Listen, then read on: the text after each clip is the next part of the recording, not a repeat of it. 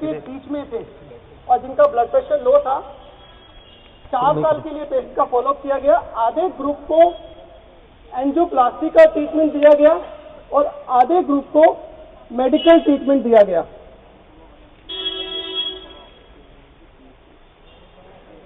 चार साल के लिए पेशेंट का फॉलोअप किया गया और 4 साल के बाद रिजल्ट में साफ क्लियर है कि डेथ रेट और ड्यूरिंग द फॉलोअप पैरामीटर्स री हार्ट अटैक में डेथ रेट को नोट किया गया और 4 साल के बाद री हार्ट अटैक रेट और डेथ रेट एंजियोप्लास्टी ग्रुप में ज्यादा है, 10% है, जबकि मेडिकल ट्रीटमेंट में 8.1% कम है। तो इससे यह साबित हो गया कि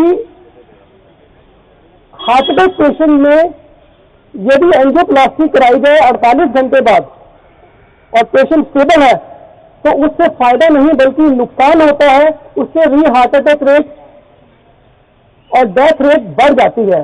इसीलिए अमेरिकन हार्ट एसोसिएशन ने हार्ट अटैक पेशेंट में जिसको 48 घंटे बीत चुके हैं एंजियोप्लास्टी के लिए रिकमेंड नहीं किया है।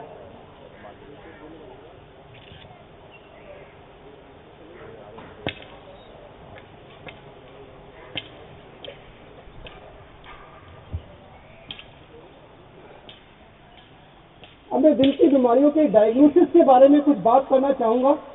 दिल की बीमारी के डायग्नोसिस के लिए बहुत सारे टेस्ट उपलब्ध हैं, जैसे कि ECG, echo, TMT test, MPI test और कॉर्नरी एंजियोग्राफी।